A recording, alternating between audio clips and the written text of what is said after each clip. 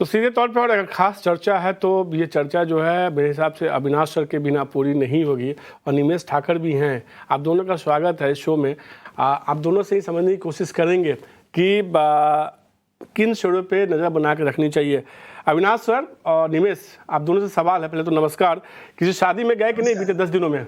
बाजार में तो रिकॉर्ड तो तेजी देखने को मिली है, यहाँ सनाई बज रही है। अविनाश सर?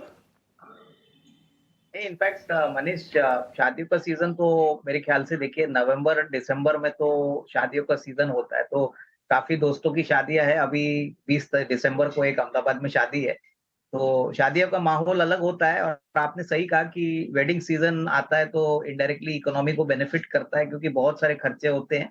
ज्वेलरी तो मेन होता है, उसके बाद गाड़ियां होती है, कंज्यूमर ड्यूरेबल होते हैं।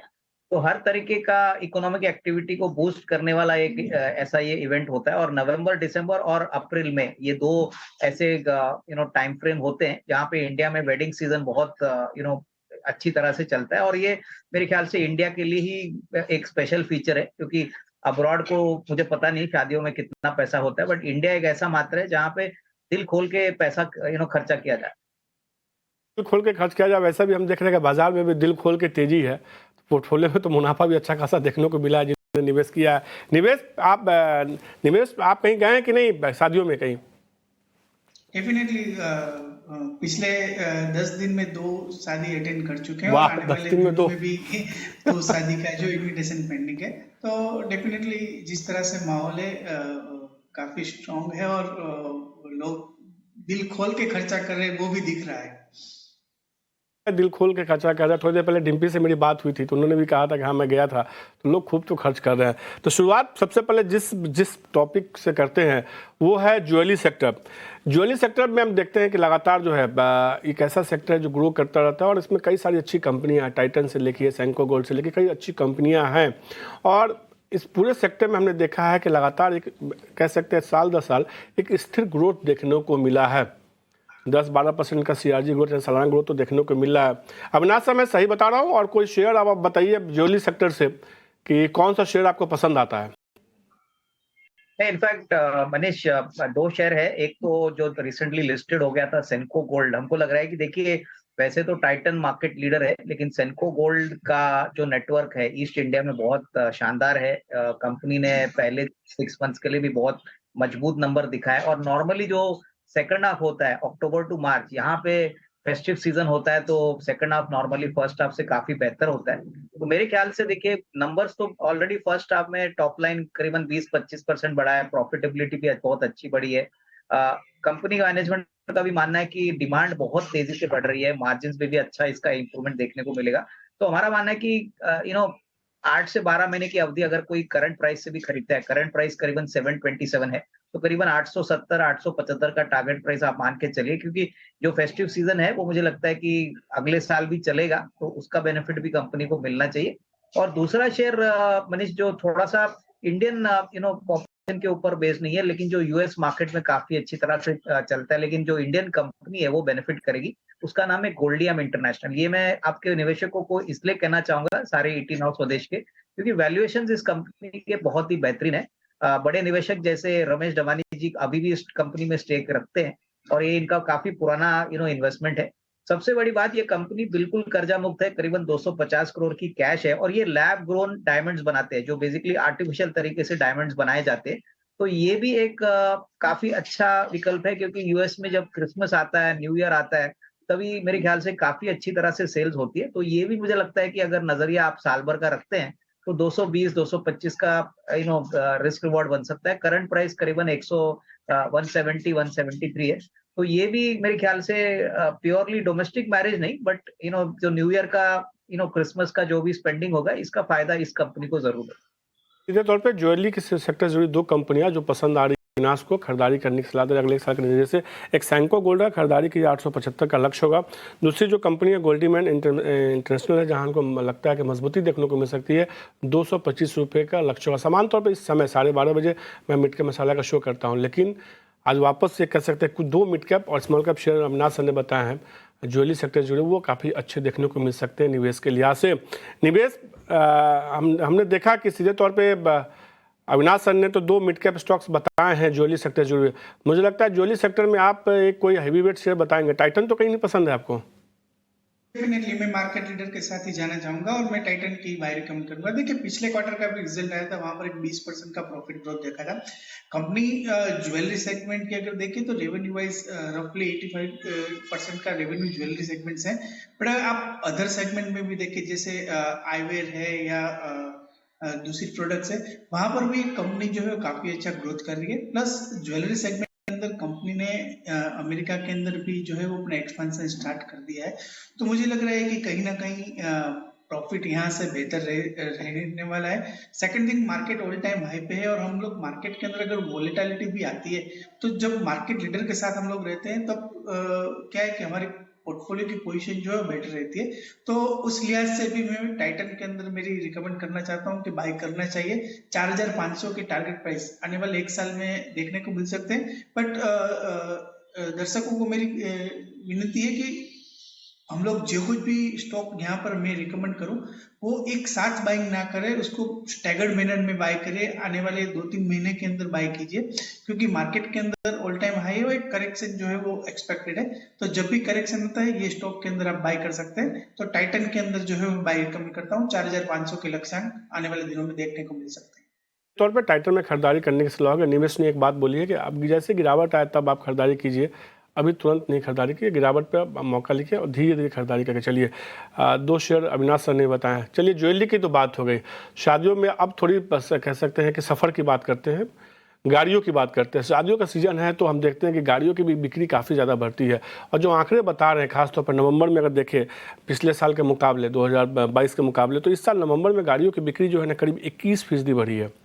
केवल नवंबर 2023 में जो गाड़ियों की बिक्री है करीब 29 लाख गाड़ियां बिकी है। ये 2 व्हीलर और 4 व्हीलर दोनों गाड़ियों की मैं बात कर रहा हूँ।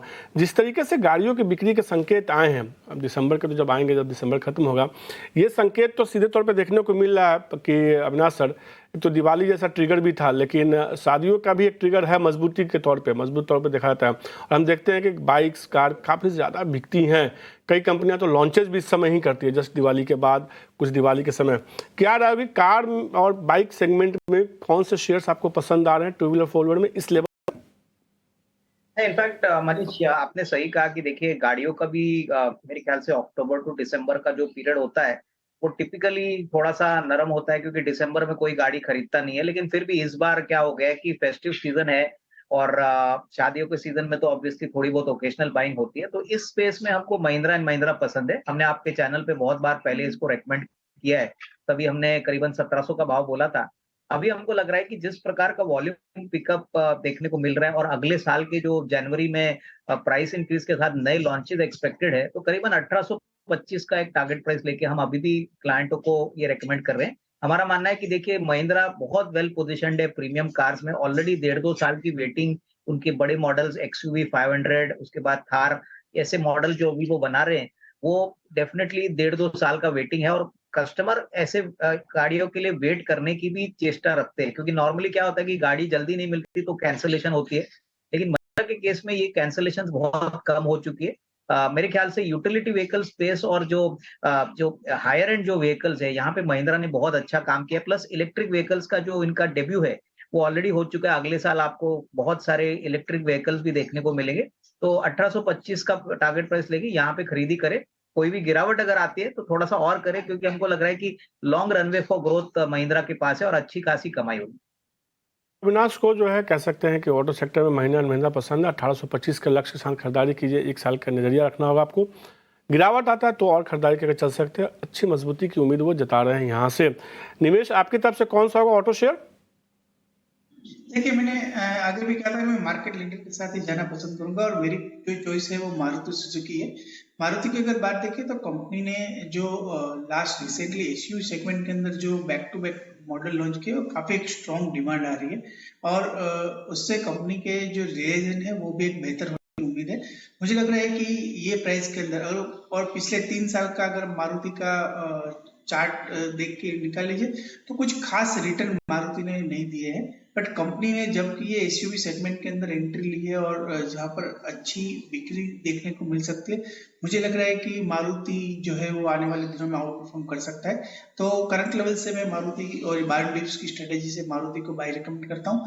मुझे लग रहा है कि आने वाले दिनों में 12,500 से 13,000 को टारगेट प्राइस देखने को मिल सकते हैं, तो मारुति को मैं बाय रिकमेंड करता हूँ। तो मारुति भी खरीदारी करने की सलाह महिंद्रा एंड महिंद्रा अविनाश को पसंद है। मारुति जो निवेश को पसंद को लगता है 13,500 तक का लक्ष्य देखने को मिल सकता है और इस साल शेयर ने आउट परफॉर्म की एक बड़ी रैली दिखाई है। अब बात करते हैं, चूंकि अब ज्वेलरी की बात होगी, गाड़ियों की बात होगी।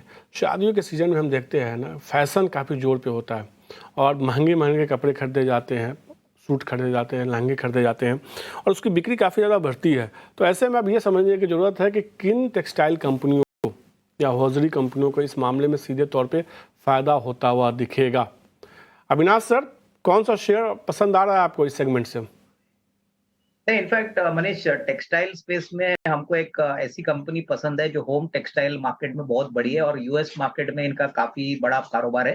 कंपनी का नाम है इंडो काउंट इंडस्ट्रीज। इनफैक्ट मैं देख रहा था इसके सेकंड क्वार्टर के जो नंबर आ गए सितंबर के, बहुत ही तगड़े नंबर आ गए। इनफैक्ट मार्जिन गाइडेंस भी मैनेजमेंट ने 16 से 18% बढ़ाया।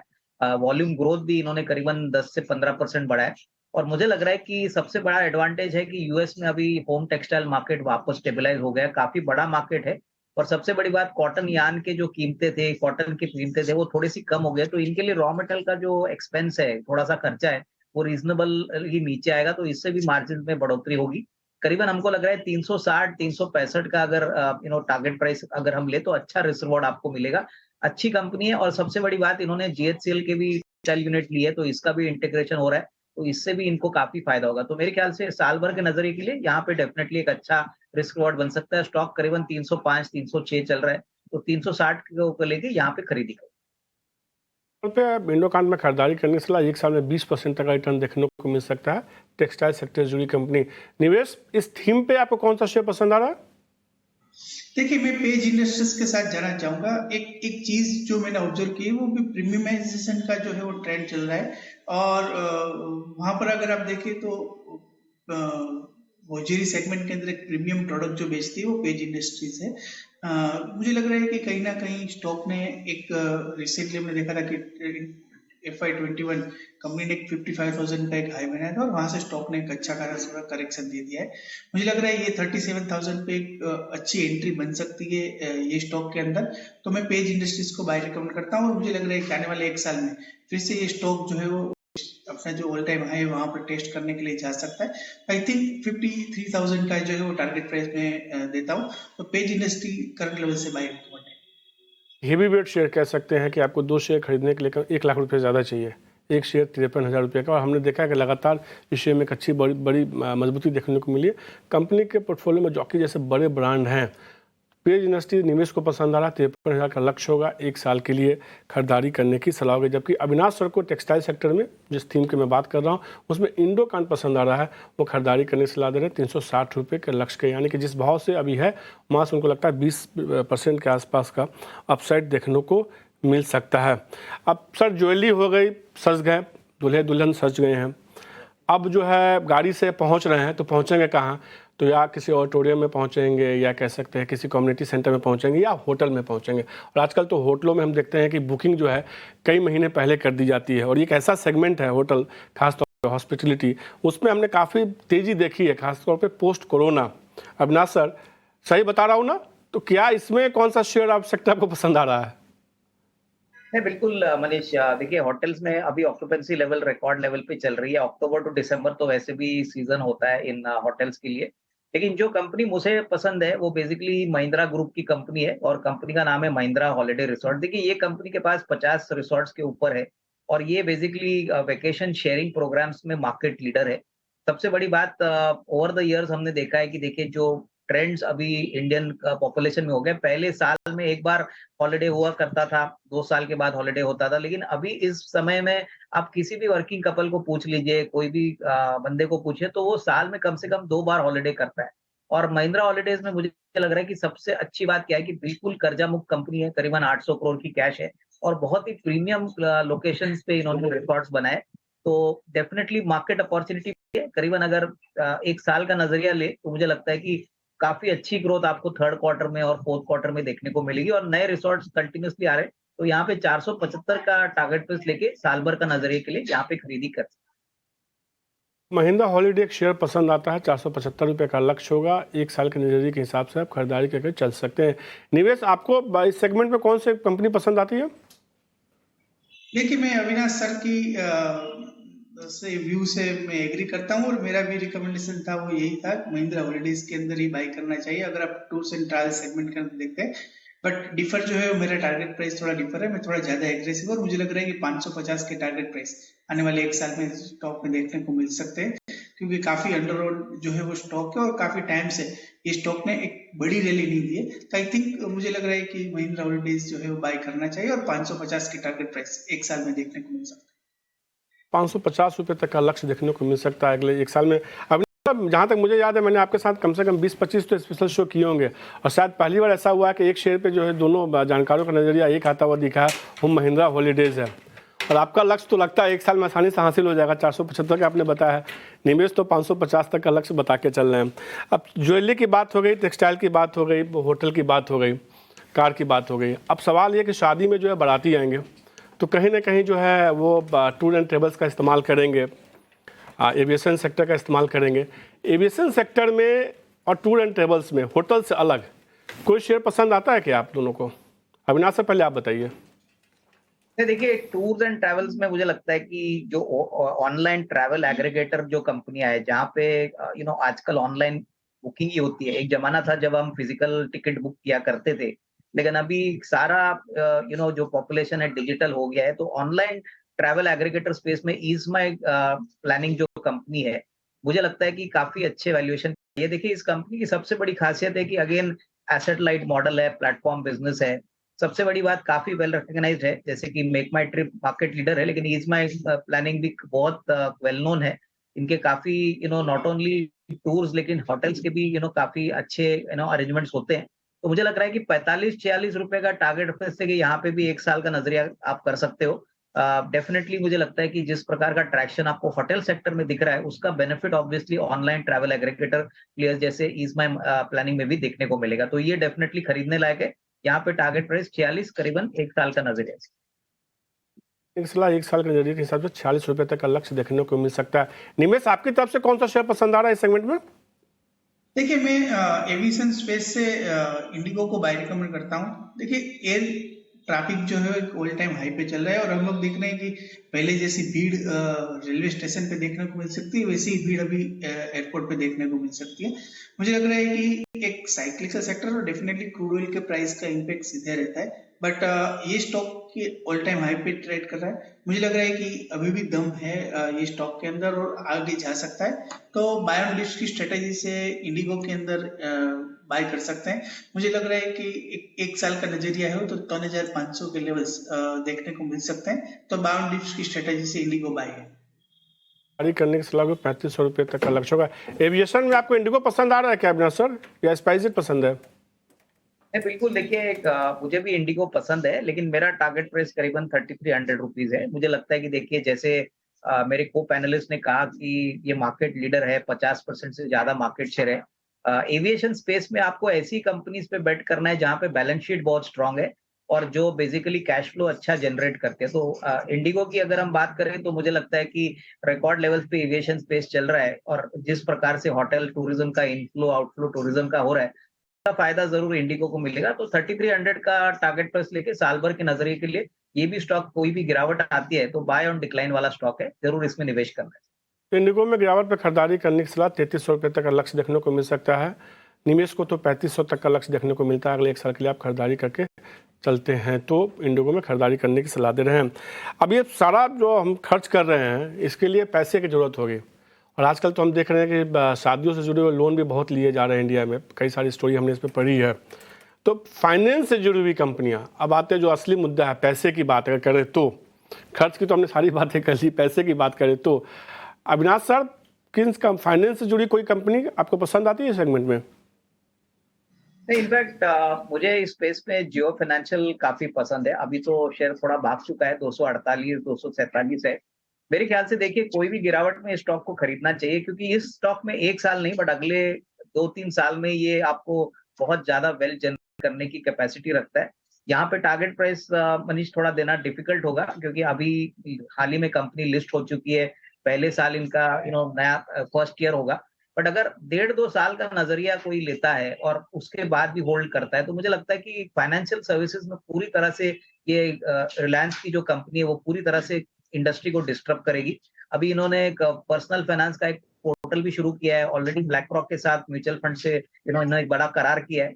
तो आने वाले 1.5-2 साल में बहुत अच्छे रिटर्न्स आपको मिलेंगे, और ये मेरे ख्याल से परसेंटेज में नहीं बट मल्टीप्लायर वाले नंबर ऑफ टाइम्स से आपका कैपिटल बढ़ेगा। तो यहाँ पे जरूर कोई भी गिरावट अगर आती है 225-30 तक ये स्टॉक मिलता है, तो आपको एकुमुलेट करना चाहिए। जियो फाइनेंस उनको पसंद है, लेकिन गिरावट में खरीदिए, 225-230 के आसपास आता है तो आप खरीदारी करके चल सकते हैं। 1-1.5 साल का नजरिया रखिए, आपको अच्छा मुनाफा होता हुआ दिख सकता है, ये अविनाश सर मानना है। निवेश आपकी तरफ से इस सेगमेंट में कोई कंपनी पसंद आ रही है कंज्यूमर फाइनेंस में खासतौर पर? जी, मैं मार्केट लीडर के साथ जाना चाहूंगा और बजाज फाइनेंस जो है वो मेरी चॉइस रहेगी। मुझे लग रहा है कि कहीं ना कहीं कंपनी ने पिछला क्वार्टर जो दिया था वो काफी बेहतरीन दिया था, और प्रॉफिट सीएजीआर अब पिछले 5 साल का देखें तो मोर देन 35% का एक प्रॉफिट सीएजीआर पिछले 5 साल का कंपनी जनरेट कर रही है। मुझे लग रहा है कि हेल्दी बैलेंस शीट है और कंपनी जो है वो काफी अच्छा ग्रोथ कर रही है। तो आई थिंक मार्केट लीडर के साथ 7,300 के प्राइस पे इन्वेस्ट करने की बाय रिकमेंड करता हूं मैं। अगर कोई भी डीप आता है 6,500 तक तो एक बेस्ट बाय बनेगा, और ऊपर मुझे लग रहा है कि 9,200 तक के टारगेट प्राइस आने वाले 1 साल के अंदर देखने को मिल सकते हैं। जिस तरह से हम लोग कंजम्पशन बूस्ट देख रहे हैं और कंजम्पशन ग्रोथ देख रहे हैं, मुझे लग रहा है कि बजाज फाइनेंस 9,200 के टारगेट प्राइस देखने को मिल सकते हैं। फाइनेंस पसंद आता है, निवेश को उनको लगता है कि 9,200 तक का लक्ष्य देखने को मिल सकता है अगले 1 साल में। अभी एक और सेगमेंट है जिसकी डिमांड हम देखते हैं कि शादियों के सीजन में काफ़ी ज़्यादा बढ़ती है, वो है कंज्यूमर ड्यूरेबल सेगमेंट। और इस सेगमेंट के कई सारे ऐसे प्रोडक्ट हैं जिसकी खरीद बिक्री सबसे ज़्यादा शादियों में देखने को मिलती है, दिवाली के बाद अगर कह सकते हैं तो। अविनाश सर, इस सेगमेंट में कौन सी कंपनियां पसंद है, क्योंकि इसमें बहुत सारी कंपनियां लिस्टेड हैं और कई कंपनियों के प्रदर्शन काफ़ी अच्छे देखने को मिले हैं। देखो मनीष, कंज्यूमर ड्यूरेबल स्पेस में मुझे लगता है जो कंपनी हमको अच्छी लगती है, और उसमें एक रीजन है, वो बेसिकली वी-गार्ड है। देखिए, वी-गार्ड साउथ की कंपनी है, लेकिन पैन इंडिया इनका कवरेज है और ज्यादातर कंज्यूमर ड्यूरेबल और कंज्यूमर इलेक्ट्रिकल्स में ये काम करती है। और इस कंपनी की बैलेंस शीट की बात करें तो बहुत ही बढ़िया बैलेंस शीट है, जीरो डेट बिजनेस है। मेरे ख्याल से साउथ में तो काफी बड़ा मार्केट शेयर है, लेकिन अक्रॉस पैन इंडिया इनका प्रोडक्ट अच्छी तरह से बिकता है।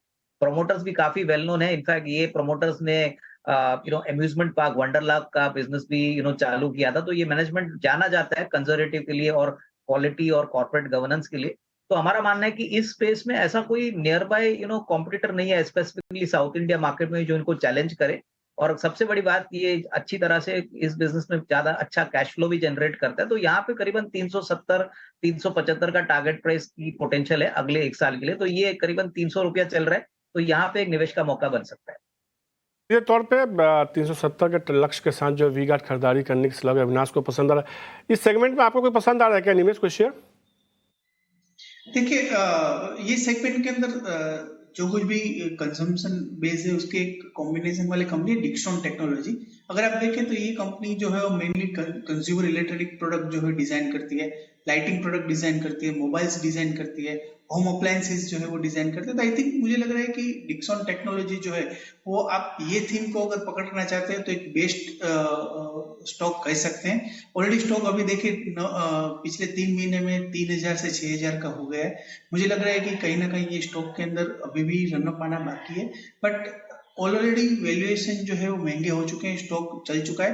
तो बाय की स्ट्रेटेजी करीब 5,000 के आसपास स्टॉक मिलता है, तो आई थिंक बेस्ट बाय रहेगा। तो डिक्सॉन टेक्नोलॉजी के अंदर मैं बाय रिकमेंड करता हूं। मुझे लग रहा है 7,500 के लक्ष्यांक आने वाले दिनों में देखने को मिल सकते हैं, तो डिक्सॉन टेक बाय रिकमेंडेशन। खरीदारी करने के सलाह में 7,500 तक का लक्ष्य देखने को मिल सकता है 1 साल के नज़रिए से। तो हमने एक थीम की चर्चा की, शादियों का सीजन चल रहा है, तो इन सीजन में अलग अलग सेक्टर से किन किन कंपनियों को आपको खरीदनी चाहिए, इन तमाम शेयरों पे हमने चर्चा की, चाहे वो टेक्सटाइल हो, चाहे ऑटोमोबाइल हो, चाहे वो ज्वेलरी हो, चाहे होटल कंपनियाँ हो, या टूर एंड ट्रेवल्स हो, एविएशन हो, इन तमाम स्टॉक्स पर चर्चा हमने की है। ये पूरा शो आप यूट्यूब पर भी जाकर देख सकते हो, और कमेंट में आप अपनी राय दीजिए, आप इस तरह का कौन सा शो देखना चाहते हैं, ये भी आपको हम बताएंगे।